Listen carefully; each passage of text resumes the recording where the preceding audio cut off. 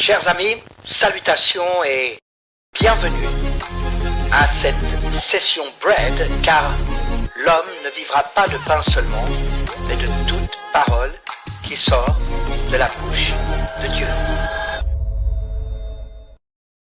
Chers amis, bienvenue à la session Bread, car l'homme ne vivra pas de pain seulement, mais de toute parole qui sort de la bouche de Dieu. Une parole qui n'est pas la lettre qui tue, mais qui est la parole vivifiante, celle qui nous donne la vie, celle qui est une lumière sur notre sentier, celle qui est une lampe à nos pieds et qui nous permet de progresser dans notre vie.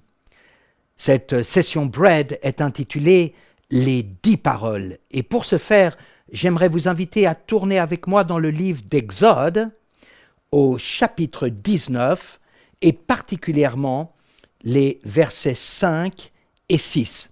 Voilà ce que nous dit la parole de Dieu. « Maintenant, si vous écoutez ma voix et si vous gardez mon alliance, vous m'appartiendrez entre tous les peuples, car toute la terre est à moi. Vous serez pour moi un royaume de sacrificateurs et une nation sainte. Voilà les paroles que tu diras aux enfants d'Israël. » Le livre d'Exode nous relate une partie fascinante de l'histoire du peuple d'Israël. Cet Israël qui était un homme, qui devient une famille, et puis des tribus, des tribus qui forment un peuple. Ce peuple est libéré de l'Égypte. Il traverse la mer Rouge. Et puis dans le désert, le Seigneur va leur parler. Il va leur donner ce qu'on appelle les 10 commandements. Les 10 commandements me font penser à ce film hollywoodien avec Charlton Heston qui relate cette partie de l'histoire d'Israël. En réalité, nous sommes les seuls à parler de 10 commandements. La parole de Dieu nous parle des 10 paroles. Ces 10 paroles que nous allons retrouver dans Exode chapitre 20. Que sont ces 10 paroles? Que représentent ces 10 paroles? Pour le comprendre, il nous faut contextualiser le moment même de l'histoire du peuple d'Israël. Ce peuple est sans terre, et un peuple sans terre est apatride. Il y a une terre qui lui est promise, mais une terre sans peuple est une terre désertique. Alors le Seigneur est en train de transformer le peuple d'Israël en une nation, alors qu'il unit le peuple à la terre promise dans laquelle Moïse est appelé à les diriger. Mais une nation, c'est plus qu'un peuple et c'est plus qu'une terre. Une nation, c'est également une constitution. Les 10 paroles que nous retrouvons dans Exode 20 sont les 10 paroles constitutives de la nation d'Israël. Ces 10 paroles sont-elles des commandements? Oui, elles le sont, mais elles sont plus que des commandements, et c'est la raison pour laquelle nous ne les appelons pas les 10 commandements. Ces paroles sont effectivement 10 prescriptions. Parfois, la parole de Dieu nous invite, parfois elle nous exhorte, parfois elle nous appelle à plaider avec Dieu.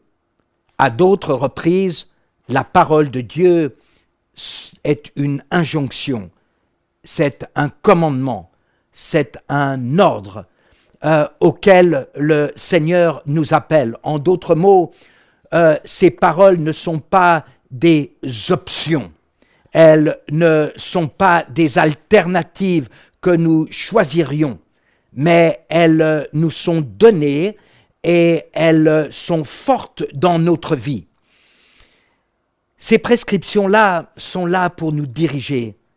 Elles sont là aussi pour nous protéger. Ce sont effectivement des commandements, ce sont effectivement des prescriptions. Mais plus que des prescriptions. Car ces paroles sont également des prophéties. Des prophéties qui offrent une destinée au peuple d'Israël. Le peuple d'Israël qui a quitté l'Égypte n'est pas appelé à fonctionner comme l'Égypte, qui représente le monde. Ce peuple-là, il sort de l'Égypte pour fonctionner selon des paroles constitutives d'une nation qui sera sainte, d'une nation qui sera le royaume de Dieu. Et dans ce royaume de Dieu, la destinée des hommes et des femmes est tout autre. Dans ce royaume, ils ne seront pas des idolâtres qui additionnent d'innombrables idoles faites de main d'homme. Mais dans ce royaume, les hommes et les femmes vivront avec la révélation de un seul Dieu. Car, écoute Israël, le Seigneur ton Dieu est un. Ce n'est pas un Dieu que nous nous faisons de main d'homme, mais c'est un Dieu qui se révèle à l'homme tel qu'il est. Dans ce royaume, la destinée de l'homme est de dire la vérité. La destinée de l'homme est de vivre dans la fidélité. La destinée de l'homme n'est pas de dérober, car le Seigneur a mieux pour nous que d'être des voleurs ou des menteurs. Oui, ces 10 paroles sont plus que des prescriptions, elles sont également des prophéties qui définissent la destinée dans ce que Dieu veut que le peuple d'Israël devienne, cette nation sainte, ce royaume qui sera comme aucun autre royaume de la terre, qui sera comparable à aucune autre nation, parce que son roi, c'est Dieu, et parce que sa constitution, c'est la parole de Dieu, c'est la volonté de Dieu. Ces 10 paroles sont des prescriptions. Ces 10 paroles sont des prophéties. Ces 10 paroles prophétisent que ce peuple sera un peuple libre, un peuple qui travaillera 6 jours dans la semaine, mais le 7e jour, ce peuple s'arrêtera. Quelque chose de totalement révolutionnaire. Avant les socialistes, les bolcheviks, avant les communistes, déjà la parole de Dieu offre un jour de congé aux hommes, à des hommes qui avaient l'habitude de vivre dans l'esclavage, à des hommes qui avaient l'habitude de travailler jour et nuit, jour après jour, sans cesse. Ces hommes-là, ces femmes-là, elles étaient appelées à arrêter toute œuvre pour se reposer, entrer dans le repos de Dieu. Des prescriptions et des prophéties, mais plus que cela également des promesses par rapport à la vulnérabilité de l'homme, par rapport à la nature déchue, par rapport aux faiblesses inhérentes à la nature de l'homme et par rapport aux tentations que ce peuple d'Israël connaîtra tout au long de son histoire, tout au long de son cheminement. Le Seigneur promet, il promet qu'ils ne seront pas des menteurs et des voleurs, qu'ils ne seront pas des adultères. Il leur promet une providence, il leur promet une protection, il leur promet la voie de la justice, la voie de la droiture. Il leur promet une vie sainte pour former une nation sainte qui soit réservée et consacrée à Dieu et à Dieu seul. Ces 10 paroles connaissent toute leur puissance encore aujourd'hui pour le peuple d'Israël, mais également pour les hommes et les femmes du monde entier que Dieu appelle dans son royaume. Oui, l'Israël de Dieu est une nation qui est appelée à être sainte et qui est appelée à marcher selon les 10 paroles constitutives de cette nation.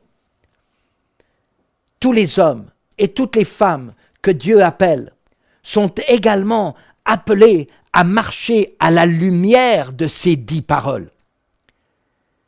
Car ces 10 paroles, aujourd'hui, dans cette nouvelle alliance qui a été établie entre le Père et le Fils, entre Dieu le Père et Jésus-Christ sur la croix du Calvaire, ces 10 paroles qui ont été prophétisées selon la nouvelle alliance telle que annoncée par Jérémie et par Ézéchiel, ce sont des paroles qui ne sont plus écrites sur des tables de pierre, mais qui sont écrites sur des tables de chair. Ce sont des paroles qui sont écrites dans le cœur de tous les hommes qui sont prêts à échanger leur cœur de pierre pour recevoir de la part de Dieu un cœur de chair, un nouveau cœur, un cœur selon Dieu. Lorsque les hommes se trouvaient dans la chambre haute au jour de la Pentecôte, lorsque nous lisons dans le livre des Actes des Apôtres au chapitre 2, ce vent impétueux, ces flammes de feu qui viennent se déposer sur les têtes des 120 personnes qui se trouvent dans cette chambre haute, lorsqu'ils se mirent tous à parler en d'autres langues, quelle expérience spirituelle que cette effusion du Saint-Esprit. Quelle expérience spirituelle que ce baptême de l'Esprit. Quelle expérience spirituelle que d'être revêtu de la puissance d'en haut. Ce jour-là, le jour de la Pentecôte, dans la chambre haute, il y a un miracle. Ce miracle, c'est alors que l'Esprit vient sur ces hommes et sur ces femmes, alors que l'Esprit vient habiter à l'intérieur de ces hommes et de ces femmes, il y a un changement de cœur, un échange de cœurs, des cœurs de pierre contre des cœurs de chair. Et sur ces cœurs de chair, Dieu écrit. Il écrit comme il a écrit au temps de Moïse. Il écrit comme il a écrit sur le mur de Babylone alors qu'il annonçait le jugement à venir au temps de Belchazzar. Il écrit comme Jésus-Christ a écrit sur la terre et sur le sable lorsque la femme adultère a été prise en flagrant délit. Dieu écrit, mais cette fois il écrit ses paroles sur des tables de cœur d'hommes et de femmes qui se sont tournés vers lui et qui sont restés à Jérusalem jusqu'à ce qu'ils soient revêtus de la puissance d'en haut. Le Seigneur cherche encore ces hommes et ces femmes aujourd'hui, car la Pentecôte ne fait pas seulement partie de l'histoire. La Pentecôte est un miracle, est une expérience, est une promesse à tous ceux que le Seigneur appelle en aussi grand nombre qu'il les appelle. Car le prophète Joël nous dit que dans les derniers temps, le Seigneur répandra son esprit sur toute chair. Nous avons tous besoin de ce baptême du Saint-Esprit. Nous avons tous besoin de ce miracle dans notre vie. Le vent impétueux de Dieu peut venir nous rendre visite, veut venir nous rendre visite. La flamme de feu veut se déposer en nous. Dieu veut nous remplir de son Saint-Esprit et Dieu veut écrire dans nos cœurs les 10 paroles, les 10 prescriptions, les 10 prophéties et les 10 promesses dans notre vie. Car à notre tour d'être remplis du Saint-Esprit, à notre tour de faire partie du royaume de Dieu, à notre tour de rejoindre l'Israël de Dieu, à notre tour d'être greffés sur l'olivier franc, à notre tour, chers amis, frères et sœurs, qui que vous soyez, et qui ouvrez votre cœur au Seigneur, à votre tour de recevoir un nouveau cœur, et à votre tour de marcher dans les 10 paroles constitutives de son royaume. Alors, nous vivrons selon les prescriptions de Dieu. Parce que notre cœur aura été transformé, cela ne sera pas seulement des paroles selon lesquelles je dois ou je ne dois pas, mais ce seront des paroles selon lesquelles je veux et je ne veux pas. Oui, je veux adorer Dieu et je ne veux pas être idolâtre. Oui, je veux connaître Dieu dans sa révélation et je ne veux pas me faire des images taillées. Oui, je veux vivre en fidélité avec mon épouse. Je ne veux pas être un adultère. Oui, je veux être un homme qui dit la vérité et qui ne porte pas de faux témoignages. Oui, je ne veux pas être un voleur, mais quelqu'un qui dérobe, mais je veux apprendre à être quelqu'un qui donne. Oui, je ne veux pas être un homme qui soit un meurtrier, mais je veux être un homme où je veux connaître des hommes et des femmes qui, au lieu de prendre la vie d'autres hommes, sont des hommes et des femmes qui donnent la vie autour d'eux, à leur entourage. Ces 10 paroles sont des prescriptions dans notre vie, elles sont des prophéties et elles sont des promesses que Dieu, par la puissance du Saint-Esprit, inscrit dans nos cœurs qui font partie intégrante de cette nouvelle nature par laquelle Dieu veut que nous marchions et par laquelle Dieu veut que nous vivions. Le royaume de Dieu est déjà là et pas encore là. Nous en connaissons les premiers goûts. Nous en connaissons une manifestation. La manifestation du royaume de Dieu vient avec son roi, avec la personne de Jésus-Christ et avec la révélation de Jésus-Christ qui vient et qui prend l'initiative dans notre vie en se révélant à nous. Le royaume de Dieu se révèle également à travers ses lois, car Dieu a des lois dans son royaume, des lois qu'il attend que nous respections, chacun d'entre nous qui voulons vivre dans ce royaume. Car en réalité, nous ne sommes pas appelés à visiter le royaume. Nous ne sommes pas appelés à juste séjourner dans ce royaume dans un temps limité. Nous sommes appelés à entrer et nous sommes appelés à demeurer dans ce royaume maintenant, mais aussi pour l'éternité. Si Dieu révèle son royaume à travers son roi Jésus-Christ, si Dieu révèle son royaume à travers ses lois, à travers les 10 paroles, Dieu révèle son royaume aussi à travers moi. Et quand je dis moi, je veux dire vous et moi. Je veux dire chaque enfant de Dieu. Je veux dire chaque fils et chaque fille de Dieu qui a échangé son cœur de pierre pour un cœur de chair, qui a accepté ces 10 paroles dans sa vie et qui marche selon ces 10 paroles.